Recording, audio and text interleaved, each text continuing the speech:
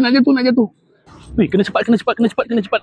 Weh, kalau lambat habis ni. Kalau lambat sikit habislah aku nak merasa pisang goreng and the gang panas-panas kat sini. Kalau minum petang tu memang ramai lah datang kat sini. Petang-petang tu macam-macam ada. Menu dia meriah kat sini. Burger pun ada. Kau datang sini kau kena mihun sup je.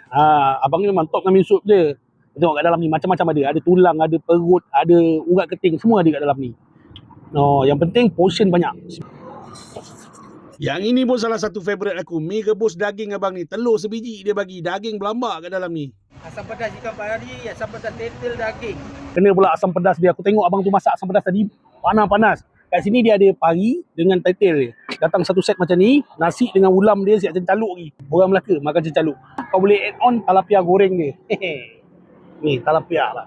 Menu terbaru dekat warung kita ni, ayam penyet. Ni baru ni, baru launch. Dia masak kat situ panas-panas.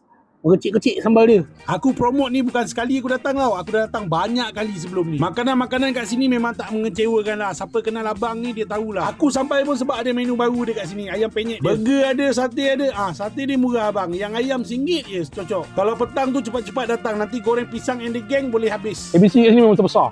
Tapi makan sini tau. Kalau bungkus tak besar macam ni. Ini besar-besar macam ni kena bawa awet ni.